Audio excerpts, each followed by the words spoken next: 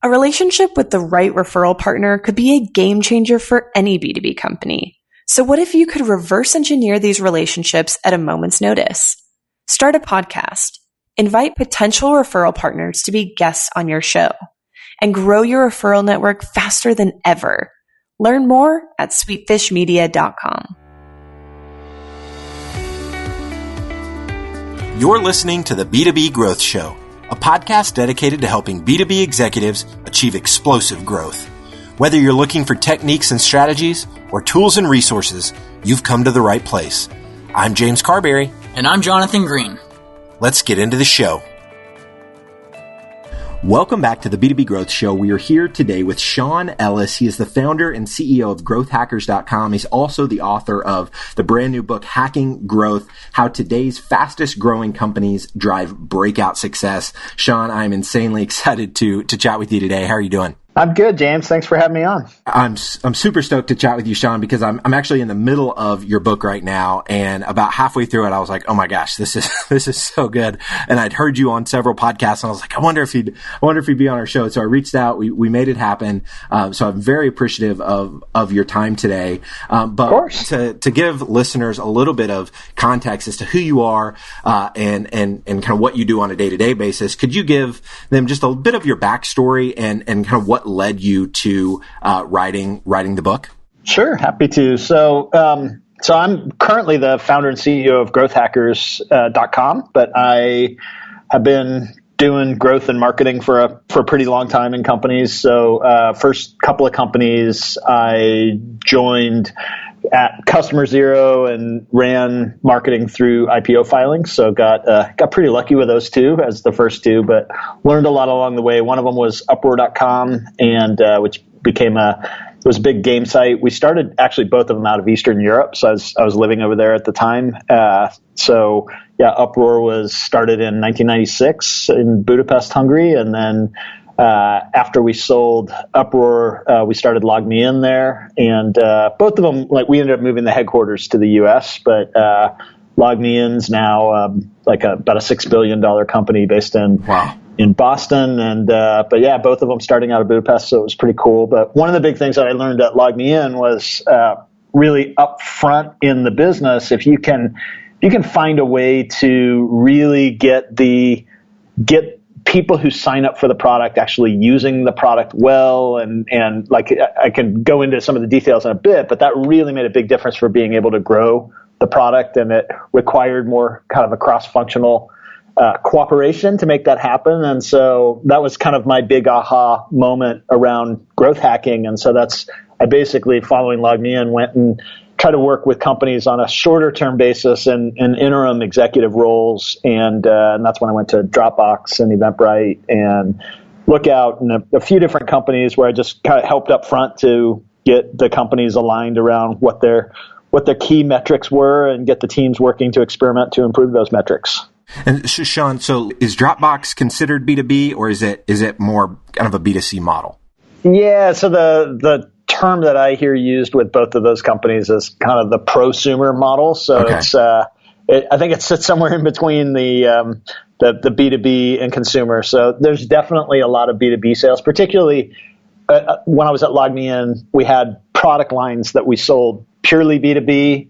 And then, and a lot of it was based off of stuff that we did on the B2C side. And Dropbox, while I was there, most of it was B2C, but now I know they do a lot of B2B sales as well. So yeah, both companies cross over quite a bit. And is a lot of that, what I've read in the book so far is just this emphasis on figuring out how do we leverage the product itself? How can we use the user experience of the actual product to drive growth? Are you seeing that a lot of B2B brands have still yet to embrace that line of thinking?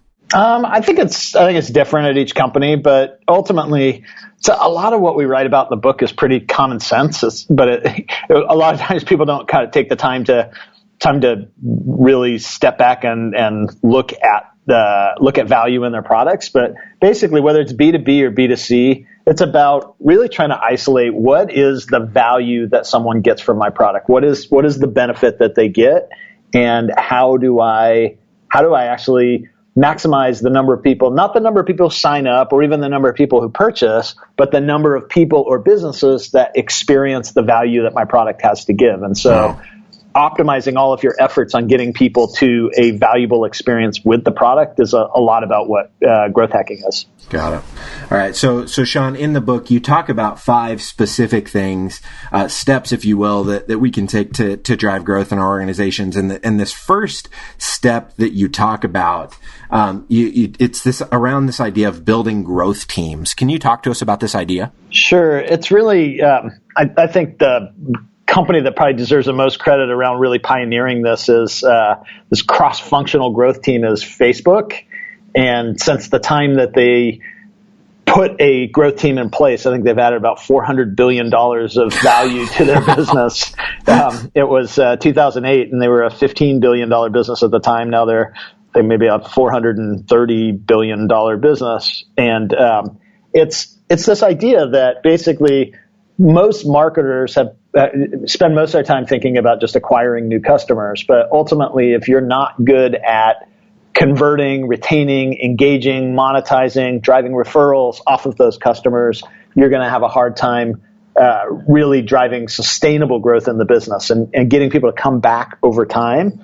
And the challenge is that all of the things that I just listed generally sit outside of the sort of not just responsibility, but even trust of the marketing team. That in most businesses, the product team wouldn't allow marketers to come in and start experimenting to improve engagement in a product, for example. So what Facebook did is that they introduced this idea of a cross-functional team that's got product people, engineers, designers, data analysts, and essentially pulled together this team that has the skill set, but even as important as a skill set, the permission to go in and run tests really anywhere in that customer journey to try to improve the delivery of value, which ultimately corresponds to retaining and monetizing customers long term. Yeah, there was a story that you shared in the book. Actually, I don't think it was Facebook, but I'm blanking on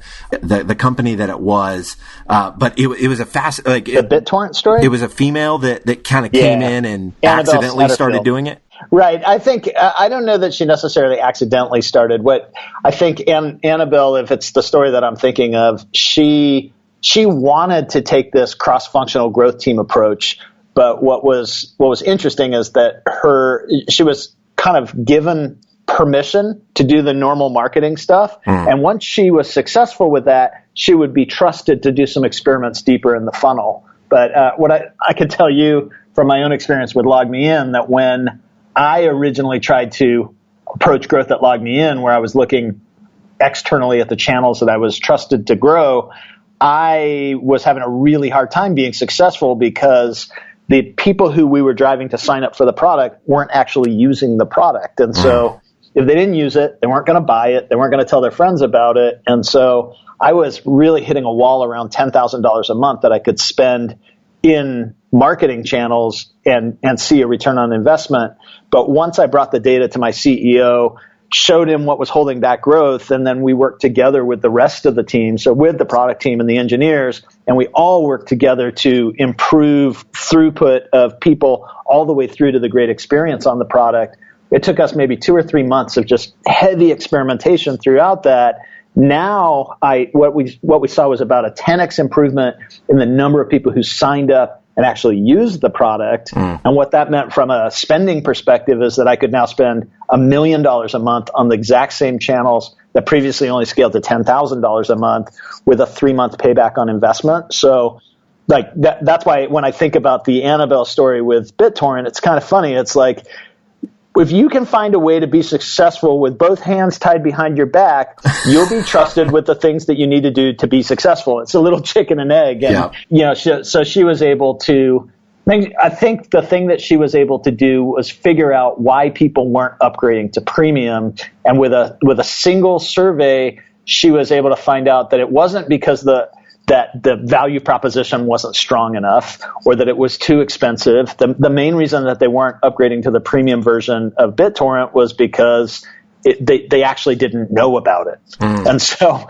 just by simply realizing, okay, it's a merchandising problem, then I think they basically doubled their revenue in like a week once the daily revenue in about a week once they realized that, okay, we just need to do a better job of actually promoting this premium service. And so she earned her trust through that, but she had to take a pretty heroic way of getting there versus if kind of the CEO early on, if she could step back and just say, hey, to be successful, we're going to need to approach growth in this way. And that was a similar story with LogMeIn that you experienced in getting the feedback loop and figuring out that, wasn't it that your free trial users didn't actually believe the product was free? And that was kind of the breakthrough moment for you when you realized, like, oh, they don't believe us.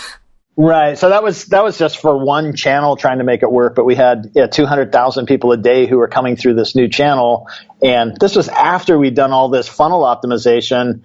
We're trying to develop this new channel. And most people who signed up for the software were dropping off at the download point. But exactly as you said, once we initially just tried to A/B test and put bigger download buttons and whatever we could to get them to go through more. But when we actually asked them what was going on, the feedback was they didn't believe it was free.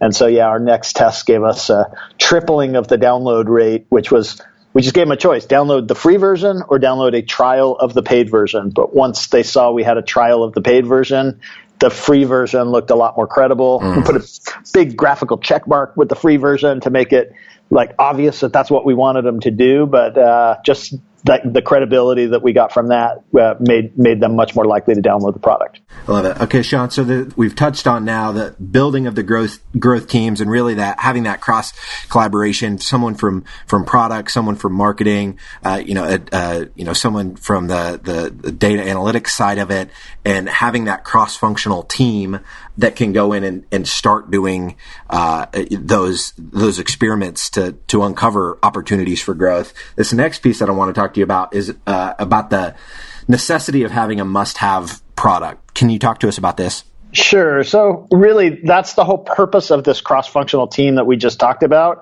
is to get people to an experience that they love and stick around on. But obviously, if you don't have that experience, then you're really screwed. So, so even before the growth team, I would actually recommend that the order we have it in the book is we start with the growth team, because I think that's kind of the big idea here. But really, the requirement before you start a growth team is that you validate that you've built a product that's actually a must-have for the early users on that product. And the way I like to validate it is, like long term, you could just say if they keep using it, it must be a must-have product. But even before that, I like to just ask them how would they feel if they could no longer use the product. And I take people who've actually gone in and experienced it, hopefully more than once and recently in the last couple of weeks, and then just ask them, how would you feel if you could no longer use this product? And if I see, and I give them the choice, very disappointed, somewhat disappointed, not disappointed at all. And if I see enough people picking very disappointed, then I know we've got something there. I know if they would be very disappointed without it, it's a must-have for them. And so I've got the finish line defined now, or at least I know there is a finish line that's worthy of making this a must-have product. And now I just need to figure out how do I actually like really understand the experience that makes it a must-have and make sure that that's where I'm trying to lead people to. That question, I think there's some, there seems to be some magic in by asking that question. In the book, you talk about a question that a lot of teams ask, but they're asking the wrong question. So if the right question is, how disappointed would you be if you could no longer use this product? What survey questions are people typically asking that aren't really giving them the data that they need? No, a lot of times it'll just be, well, I mean, the truth is that most people just aren't asking anything. Or they're interviewing people who've never actually tried the product, or they're surveying those people. There's a lot of guesswork that's there. For me, the real signal that tells you if you have something or not is basically the people who've used the product, if they consider it a must-have. So I think the closest that people might get to that is maybe a satisfaction question. How satisfied are you? But I think that's the signal's a little weak on that one. Net Promoter Score is pretty close. So if you're familiar with that, where you ask people, what is the likelihood that you would recommend this product? And you're giving them a scale of 1 to 10, 10 being very likely. That's a pretty good product or a pretty good metric. But sometimes what you find with that is that bad customer service or something else is making them unlikely to recommend it, but they actually consider the product a must-have for themselves.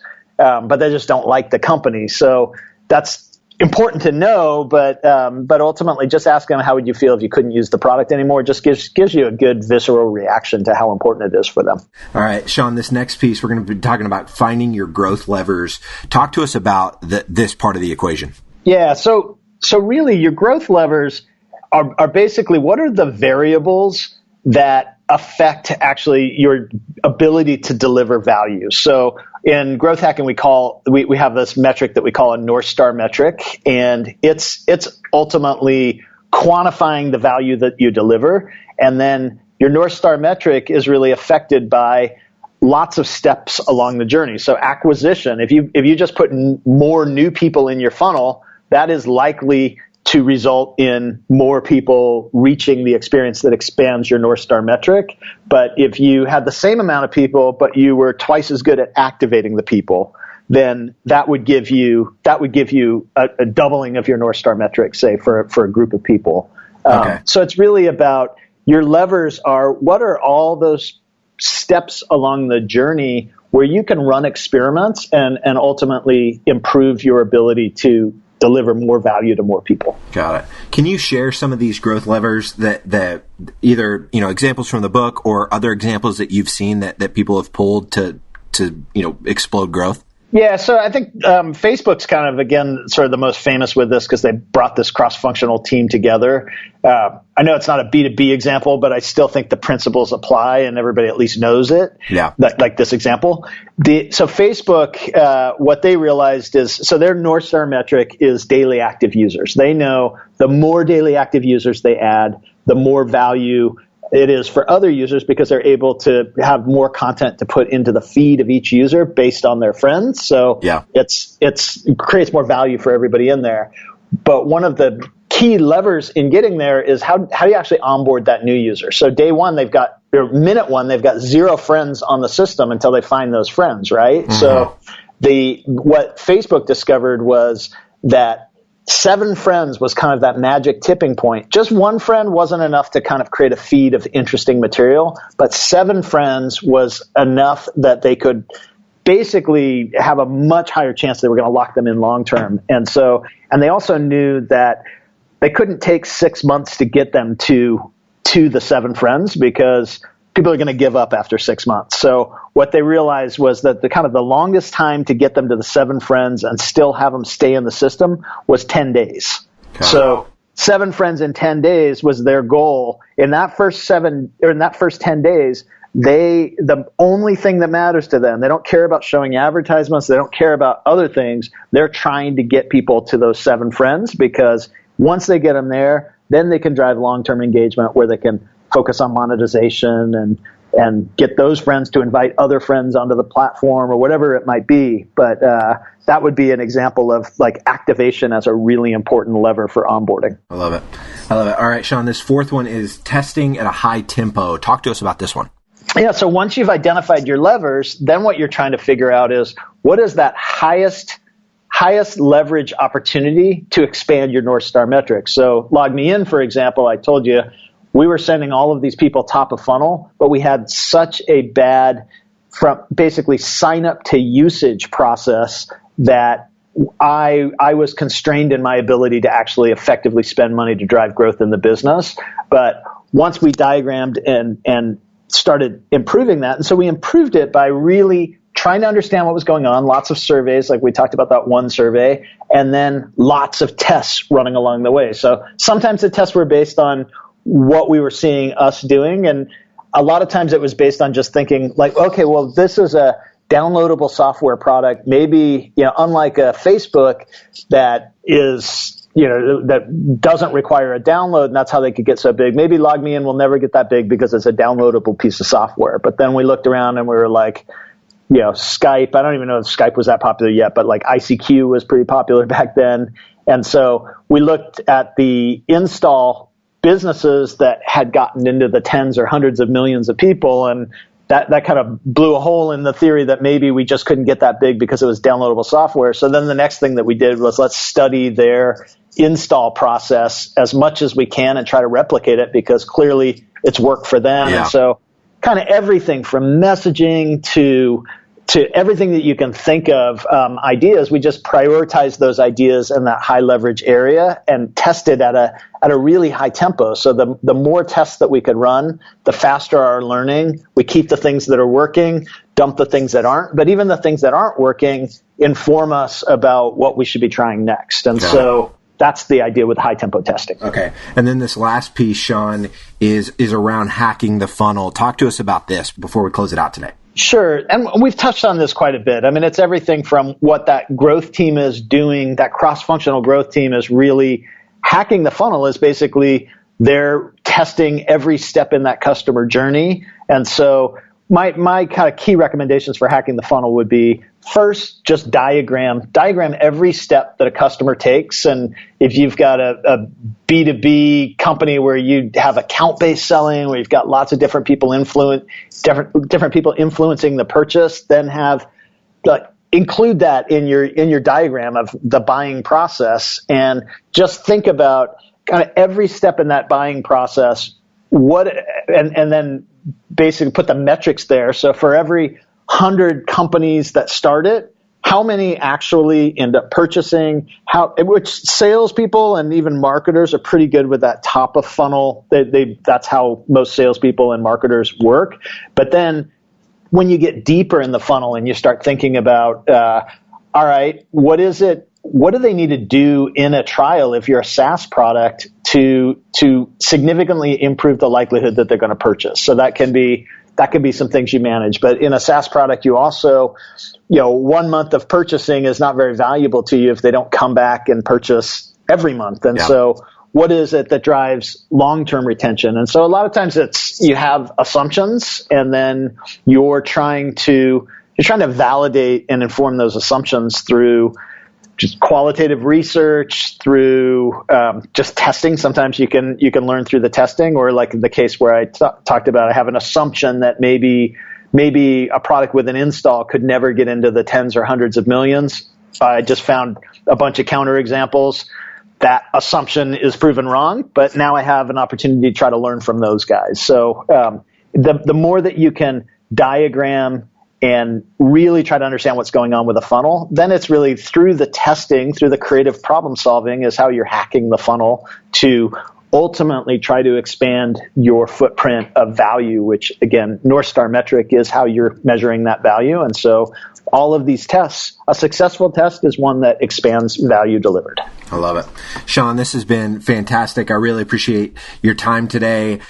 Tell folks how they can find the book and how they can stay connected with you. Sure. So book is Hacking Growth, and it's available in bookstores, barnesandnoble.com, amazon.com. But for me, it's just usually easiest just go to Amazon and type in Hacking Growth, and it's available as an Audible book, as a Kindle book, or hardcover. So that's on the book side, or I'm on Twitter. My handle is Sean Ellis, so just at SeanEllis.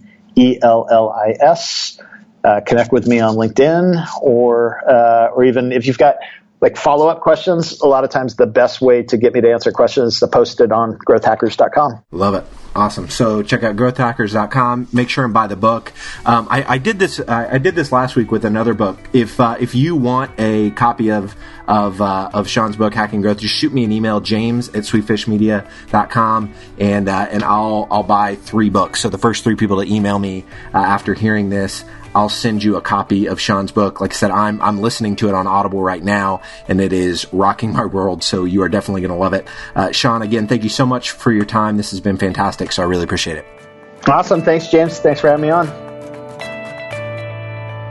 If you're a B2B marketer, we want to feature you on sites like Huffington Post, Social Media Examiner, and Chief Marketer. Every week, we send out a question related to B2B marketing. We use the responses to those questions to fuel the content we write for really popular websites. So head over to sweetfishmedia.com/questions and sign up today. Thank you so much for listening. Until next time.